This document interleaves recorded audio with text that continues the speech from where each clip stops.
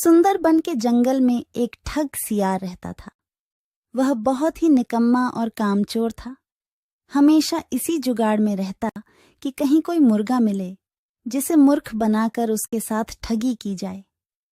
एक दिन, अरे बंदर भाई, कल रात में मैंने आपको सपने में देखा।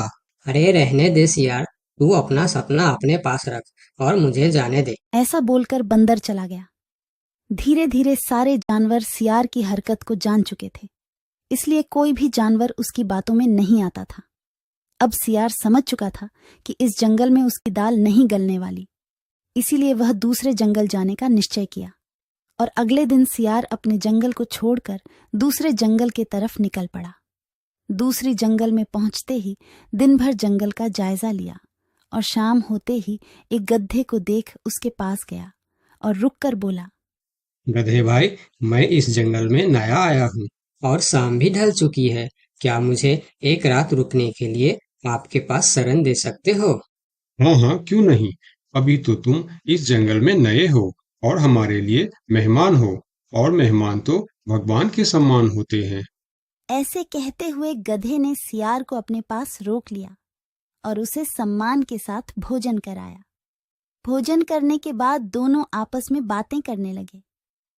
सियार ने गधे से बोला, अरे गधा भाई, इस जंगल में पीपल के पेड़ के पास एक तालाब है, जानते हो उसके बारे में?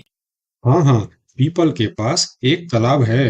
वह तालाब कीचड़ से भरा पड़ा हुआ है। उसका पानी भी बहुत गंदा हो चुका है। यहाँ का कोई भी जानवर उसका पानी नहीं पीता है। सियार ने अपनी आवाज को धीमा करते हुए बोला, क्या तुम जानते हो, वह सोने चांदी का तालाब है। उसके अंदर ढेर सारा सोना और चांदी छुपा है और उस तालाब का मालिक मैं ही हूँ। सियार का बात सुन गधे ने चौंक के बोला, ये तुम क्या बोल रहे हो सियार भाई? तालाब भी कहीं सोने और चांदी का होता है? मैं भी ऐसे ही सोच रहा था। मुझे भी इस तालाब के बारे में कोई जानकारी नहीं था, लेकिन कुछ ही दिन पहले मेरे पिताजी मरने से पहले सारे संपत्ति मेरे नाम की। उसमें यह तालाब भी है और आज मैं अपनी संपत्ति देखने के लिए ही यहाँ पर आया हूँ।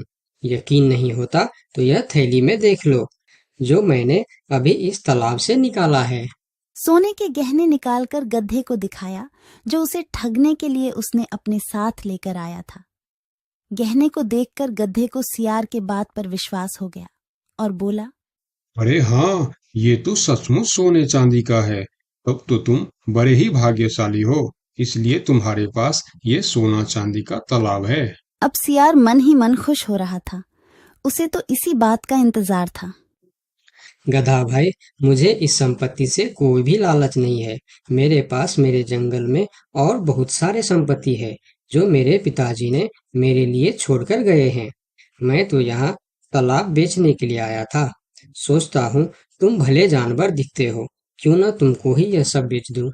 मुझे, यानी यह सोने का तालाब मेरा हो जाएगा और मैं इस तालाब का मालिक बन जाऊंगा। बेचारा भोला भाला गदहा सियार की चिकनी चुपड़ी बातों में बहुत आसानी से आ गया और गधा सियार से सोने का तालाब खरीदने को तैयार हो गया।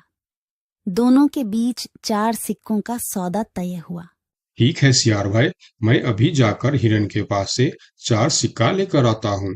मेरे पास अपना घर न होने के कारण मैं अपनी सारी कमाई हिरन के पास ही रखता हूँ, और जब भी मुझे जरूरत पड़ता है मैं उससे ले लेता हूँ। ठीक है गधे भाई, लेकिन ध्यान से, जंगल में किसी को इस बात का पता नहीं चलना चाहिए, वरना जंगल के सारे जानवर मेरे पीछे ही पड़ जाएंगे। ऐसा बोल सियार गधे को भेज देता है और गधा हिरण के पास जाकर अपना सिक्का मांगता है। गधे भाई, घर में सब ठीक तो है ना? आज आपको अचानक से 4 सिक्कों का क्या जरूरत पड़ गया? अरे, वह अपने जंगल में जो तालाब है ना, मैं उसे खरीद रहा हूँ। तालाब खरीद रहे हो? क्या करोगे तुम तालाब खरीद के? तालाब का तो पता नहीं, लेकिन उसमें जितना सोना चांदी है वह सब मेरा हो जाएगा। तालाब में सोना? ये तुम क्या बोल रहे हो भाई? मुझे तो कुछ भी समझ में नहीं आ रहा है। मुझे डर है कि तुम कहीं कोई परेशानी में ना आ जाओ। देखो, तुम मुझसे कुछ भी मत छुपाओ। क्या बात है? साफ साफ बताओ मुझे। हमारे जंगल में एक बहुत ही अमीर सियार आया है। ढेर सारी संपत्ति है उसके पास। और तो और हमारे जंगल में जो तालाब है ना, जिसे हम लोग गंदा नाली समझकर उसका पानी भी नहीं पीते हैं, उस तालाब में ढेर सारा सोना और चांदी है। उसने तो मुझे उस तालाब से सोने का गहना भी निकाल कर दिखाया है। उसी तालाब को मैं खरीद रहा हूँ। हम दोनों के बीच 4 सिक्कों का सौदा हुआ है। मुझे तो वह सियार मूर्ख ही मालूम पड़ता है, जो इतने सस्ते में सोने का तालाब बेच रहा है। मूर्ख वो नहीं, मूर्ख तुम हो। भला तालाब भी कोई सोने चांदी का होता है? अरे गधा भाई, तालाब से पानी निकलता है, सोना नहीं। मैं भी ऐसे ही सोच रहा था, परंतु उसने मुझे सोने निकाल कर भी दिखाया। गधे भाई, मुझे वह कोई ठग मालूम पड़ रहा है, जो तुम्हारे आंखों में धूल झोंक कर तुम्हें झांसा दे रहा है। मैं एक तरकीब बताता हूँ, जिसे दूध का दूध और पानी का पानी हो जाएगा। कौन सा तरकीब हिरन भाई?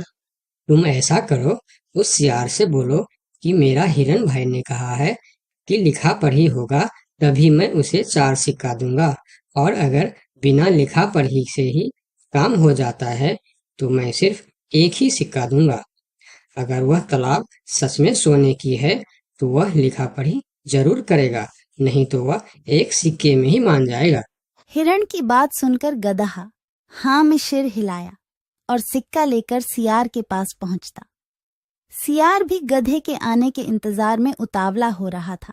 गधा पहुंचते ही सियार से बोला, सियार भाई, मेरा हिरन भाई ने कहा है, यदि आप लिखा पढ़ी के लिए तैयार हो तो मैं आपको 4 सिक्का दूंगा, वरना बिना लिखा पढ़ी के आप एक सिक्का ले लो और मुझे यह तालाब दे दो। सियार ठग किसी तरह से जल्दी करके सिक्का लेकर वहां से जाना चाहता था। वह बोला, अरे गधे भाई, तुम बड़े अच्छे और भले मालूम पड़ रहे हो, तुमसे क्या लिखा पढ़ी कराना। चलो, तुम एक ही सिक्का दे दो। अब गधे को समझने को कुछ बचा ही नहीं था। गधे को समझ में आ गया कि सियार उसको ठगना चाहता है। ठीक है सियार भाई, कोई भी शुभ कार्य करने से पहले मुंह मीठा करना जरूरी होता है। मैं अभी लड्डू लेकर आता हूँ, आप यहीं रुको। गधा जंगल से 2-3 जानवरों को बुला लाया और सियार की जमकर धुनाई कर दी। किसी तरह कैसी लगी